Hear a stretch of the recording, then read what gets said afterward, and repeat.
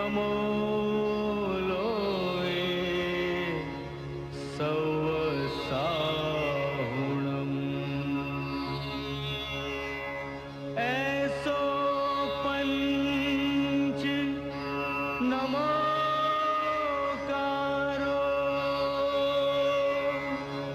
સૌ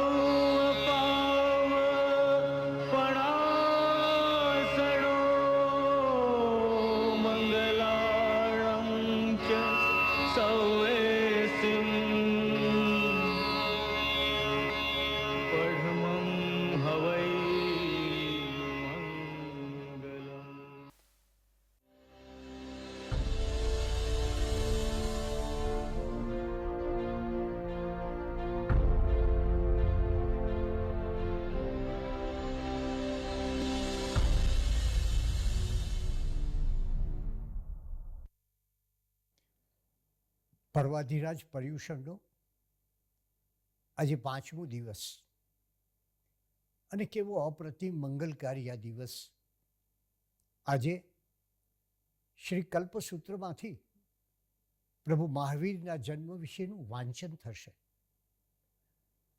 અને જાણે પ્રભુ મહાવીર કે જેમણે આ જગત પર પ્રસરેલા અંધકારને દૂર કર્યો અને આપણા ભીતરમાં એ અવાજ જાગશે, જ્ઞાનમ શરણમ મમ દર્શનમ ચ ચારિત્ર્યમ ચ તપસંયમસ્ય શરણમ ભગવાન શરણો મહાવીરો. અને એ પરમાત્માની વિશેષતા વિશે કલિકાલ સર્વજ્ઞ હેમચંદ્રાચાર્યે વિતરાગ સ્તોત્રમાં કહ્યું, પ્રભુ તમારી શાંતિ અદ્ભુત છે.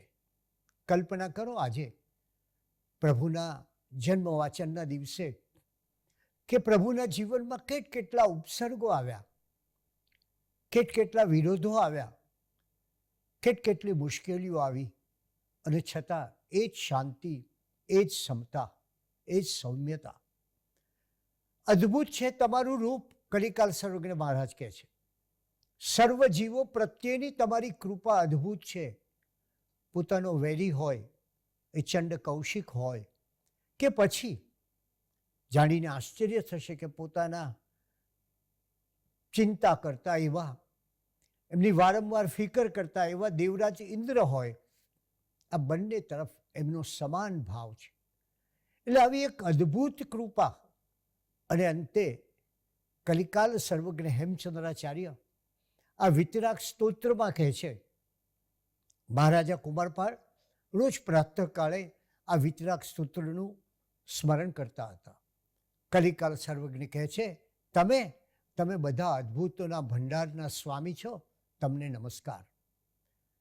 અને શા માટે એ પ્રકાશ જેને આજે 2650 વર્ષ થયા અને આજે પણ આ પૃથ્વી ઉપર અનેક માનવીઓના હૃદયમાં એક યા બીજી રીતે એ પ્રકાશના અજવાળા આપણે સૌ જોઈએ છીએ.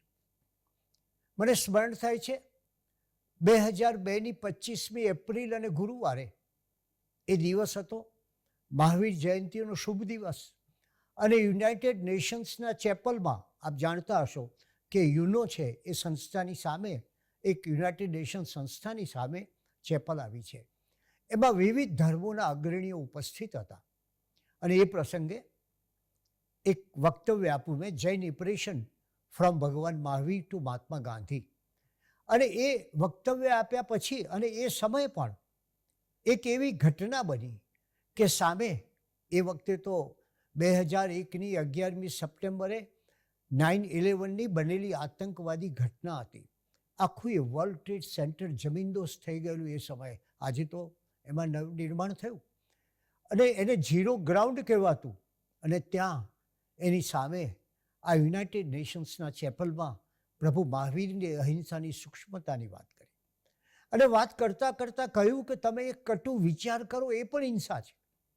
કોઈને પ્રહાર કરવો, કોઈને મારી નાખવો, કોઈને હત્યા કરવી એ તો બરાબર, પણ એથી વિશેષ એની સૂક્ષ્મતા એ છે કે તમે એક નાના જંતુને પણ હણો, એ પણ એક મોટી હિંસા છે.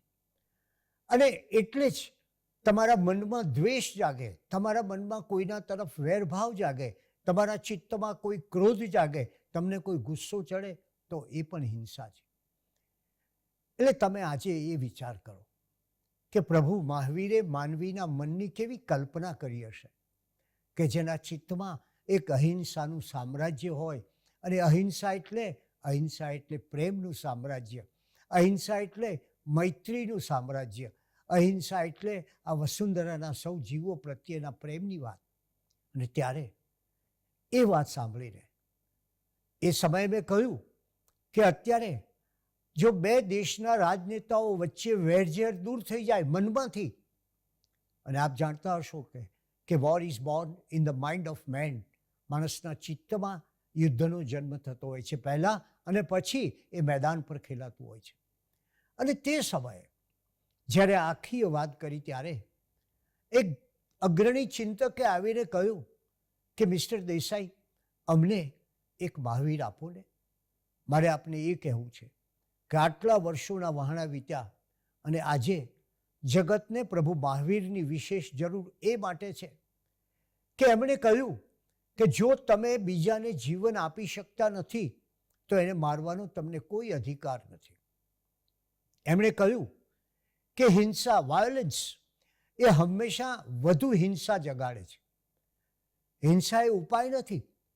હિંસા એ તો વધારે હિંસા તરફનો રસ્તો છે. વેર વધુ વેરનું સર્જન કરે છે. અને આજ આપ સૌ જુઓ છો એ ગાઝામાં થતો સંહાર હોય કે પછી યુક્રેનમાં થતી પરિસ્થિતિ હોય, કેવું રોજે રોજ કેટલાય મહિનાઓથી આ યુદ્ધ ચાલ્યા જ કરે, વધ્યા જ કરે. આપણે બોમ્બના વિદારક દ્રશ્યો જોઈએ, આપણે બેહાલ માણસોની તસવીરો જોઈએ.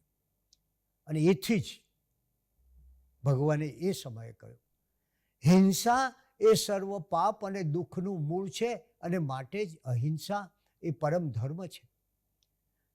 તમે જે હિંસા કરો છો, લોકો એમ માનતા કે કોઈને મારવું, કોઈને પીટવો એટલે કે બહાર કોઈ એક્શન કરવી, કોઈ આચરણ કરવું, એ હિંસા છે. ભગવાન મહાવીરે કહ્યું આ તો જુદી વાત થઈ. હિંસાનો જન્મ તો ક્યાંથી થાય છે? તમારી આંતરિક દુર્વૃત્તિમાંથી થાય છે. કોઈને હેરાન કરવો, કોઈને પરેશાન કરવો, કોઈને હણી નાખવો, એમાંથી હિંસા થાય છે. અને એટલે જ એ હિંસાને કારણે જૈન દર્શને તત્વાર સૂત્રમાં એક સિદ્ધાંત આપ્યો, પરસ્પરોપગ્રહો જીવાનામ. અર્થાત આજે જીવોનું જીવન એટલે કે હાથીનું જીવન કીડી ઉપર આધારિત ને કીડીનું જીવન હાથી ઉપર આધારિત, એમ એકબીજાના સહકારથી આ જીવન ચાલે છે. આજે આપણે જાણીએ છીએ જગત પર પ્રાણી નાશની જે ઘટનાઓ થાય છે એને દુનિયાની કઈ દશા કરી દીધી છે. જગત પર જે જલનો વ્યય થાય છે એને કઈ પરિસ્થિતિ ઊભી કરી છે. અને ત્યારે એનું કારણ શું? આપણે પ્રાણીઓને આપણા જેવો જ જીવ છે એવું માન્યું નહીં તે. અને એટલે જ આ પરસ્પરોપગ્રહો જીવાનામ, આ જગતમાં એક જીવનો આધાર બીજા જીવ પર છે. એ પરમાત્માનો જે સિદ્ધાંત છે એ એક એવો સિદ્ધાંત છે કે જે એ સિદ્ધાંતો કદી પ્રાચીન નથી, આ સિદ્ધાંતો કદી અર્વાચીન નથી.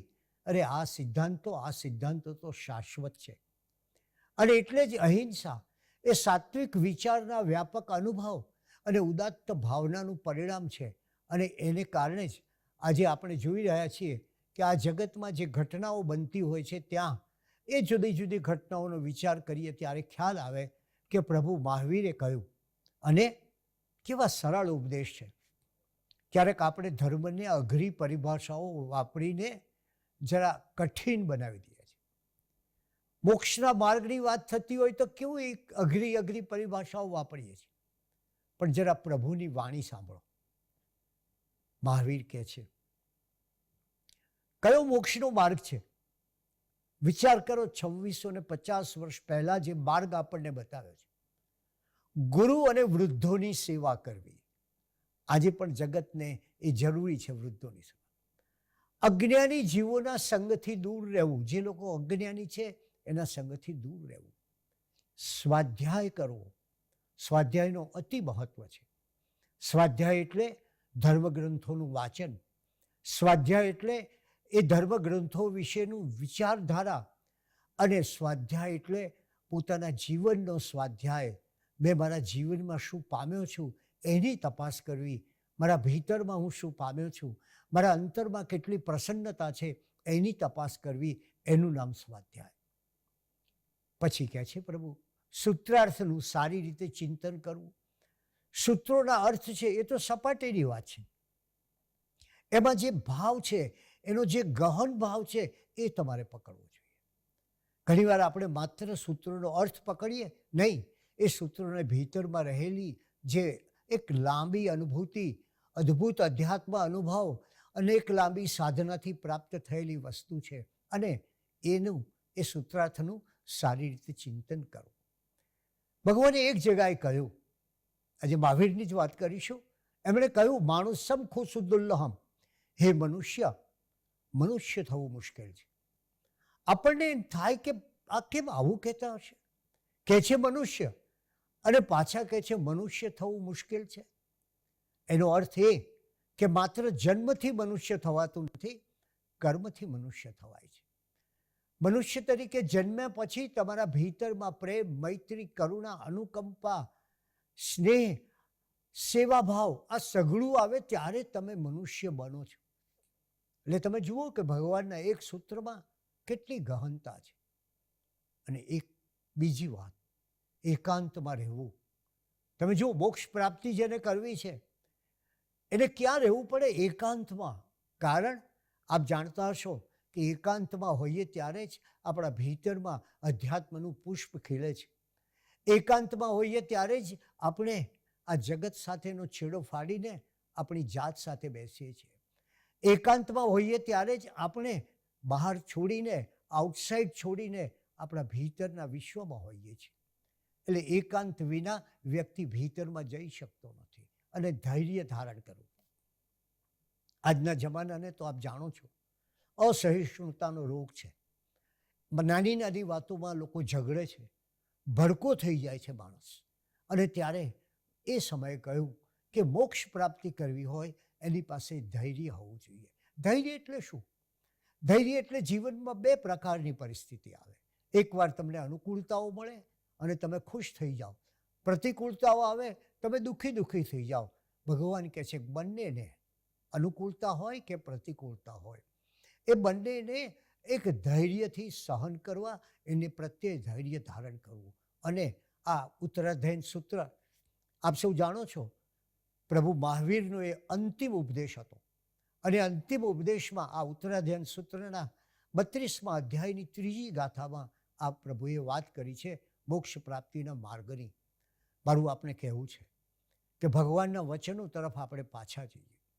એ વચનોને ભૂલ્યા એટલે જ આપણે કેટલાક રસ્તાઓ ભૂલી ગયા છીએ.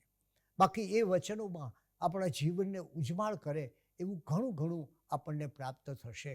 અરે એકવાર ભગવાનને ગૌતમ સ્વામીએ પ્રશ્ન પૂછ્યો, કયા કર્મને લીધે, એટલે કેવા કામ કરવાને કારણે, કેવી રીતે જીવવાને કારણે જીવ નરકમાં જાય છે? એટલે ત્યારે એમણે કહ્યું કે કેવી વ્યક્તિઓ નરકમાં જાય છે? જે હિંસા કરતી હોય, બીજાની હત્યા કરતી હોય, જે અસત્ય બોલતી હોય, જે ચોરી કરતી હોય, જે ધૃષ્ટ હોય, જે માયાવી હોય, જે ચાડી ખાનાર હોય અને કૃતજ્ઞ હોય. તમે ઉપકાર કર્યો અને તમારી સામે અપકાર કરે એ જીવનું શું થાય છે? તમે જુઓ, એ જીવ અત્યંત દુઃખ અને શોક પામીને એ દુઃખ પામે છે જીવનમાં. હિંસા કરનારને અંતે ભારે વસવસો થતો હોય છે. પાપ કરનારને પણ અંતે વસવસો થતો હોય છે. એ માને કે મેં ધૃષ્ટતા કરી છે, મેં કોઈને છેતર્યો છે, અને એમ માને કે હું બહુ હોશિયાર છું, ત્યારે એને એક વસ્તુ ડંખતી હોય છે, અને એ છે એનું ભીતર. એના હૃદયમાં તો હોય જ છે કે મેં ખોટું કર્યું છે. પહેલી વાર તો વિચારતો હોય છે કે મારું ખોટું પકડાઈ ન જાય તો સારું, અને બીજી વાર એ વિચારતો હોય છે કે મેં ખોટું કર્યું છે, એનો કાંટો મારા મનમાં સતત વાગ્યા કરે છે. તો આવી વ્યક્તિ એ દુઃખ અને શોક પામીને નરકમાં જાય છે. એટલે આજે આપણી પાસે આગમવાણી છે, વિચારો, આદર્શો, આચારો અને એમની દેશના છે, અને એને આપણે આજે ફરી આ મહાવીર જન્મ વાચનના પાવન દિવસે એને સાકાર કરવાની છે. સ્થળ, કાળ, સમય અને ક્ષેત્રની મર્યાદામાં રહીને આપણે એને પારનું દર્શન કરવાનું છે. અને એને પારનું દર્શન કરતી વખતે આજે મહાવીર જન્મ વાંચનના દિવસે આપણે એનું સ્વજીવનમાં આચરણ કરીને સમગ્ર જીવનની આ વાત કરવાની છે. આ શાસન છે એ પ્રભુ મહાવીરનું શાસન છે. પણ વિચાર એ કરવો છે કે આપણે એ શાસકની આજ્ઞાનું પાલન કરીએ છીએ ખરા, કે પછી આપણે સંપ્રદાયોમાં વહેંચાઈ ગયા છીએ, આપણા જુદા જુદા ચોકાઓમાં વિખરાઈ ગયા છીએ, આપણે નાના નાના પ્રશ્નોમાં ડૂબી ગયા છીએ, આપણે ક્યાંક કોઈ ખોટે માર્ગે ચડી ગયા છીએ. અને ત્યારે બન્યું છે એવું કે ભગવાનની ઉપાસનાને બદલે, એમના સિદ્ધાંતોની ઉપાસનાને બદલે આપણે કોઈ બીજી જ ધારા વહેવા લાગી છે. અને એટલે જ આજે સૌથી મોટી જરૂર હોય તો એ છે કે આ બધાથી મુક્ત થઈને પ્રભુ મહાવીરે આપેલું આકાશ આપણે જોવું છે. અને એ આકાશ એવું છે કે આપણને જેમ જેમ એમાં અનુભવ કરીએ તેમ તેમ ગૌરવ પ્રાપ્ત થાય. હકીકતમાં એ ભાવ હોવો જોઈએ કે આપણે મહાવીરસ્ય અમૃતસ્ય પુત્રાહ, આપણે મહાવીરના અમૃત પુત્રો છીએ. એ ગૌરવ જો આપણી ભીતરમાં હોય તો આપણે જરૂર એ ગૌરવને યોગ્ય બની શકીએ. અને એટલે જ તીર્થંકર દેવોએ એક જ સિદ્ધ ધર્મ, કયો ધર્મ કયો? તમે જુઓ, આ ધર્મની વિશેષતા એ છે કે તમને મહાવીર એમ કહેતા નથી કે તમે મારે શરણે આવો. એ એમ કહે છે કે તમે જે રીતે મેં ભાવનાઓ પ્રગટ કરી મારા જીવનમાં, એ રીતે તમે એ ભાવનાઓને અનુસરો અને તમે પણ મહાવીર બનો. આ જગતની એક અદ્વિતીય વાત છે કે જ્યાં તીર્થંકર સ્વયં કહે છે કે તમે પણ આ રસ્તે ચાલશો તો તમે પણ તીર્થંકર બનશો. અને કયો રસ્તો? મારો રસ્તો એમ નહીં, એ રસ્તો છે જ્ઞાન, દર્શન અને ચારિત્રનો. એ કઈ ભાવના? એ ભાવના છે દાનશીલ, તપ અને ભાવ. અને આ બધાને માટે તમે આ રસ્તે ચાલશો તો તમે એ ધીરે ધીરે ધર્મના માર્ગે જશો. કદાચ આપણે યાદ કરીએ આ મહાવીર વાચનના પવિત્ર દિવસે કે આપણે આ બધું ભૂલીને પ્રભુના સાચા અનુયાયી તરીકે એક બનીએ. એ જ આજની મુખ્ય ભાવના. खामेमि सब्बजीवे सब्बे जीवा खमन्तु मे मृत्ति में सब्बभूतेषु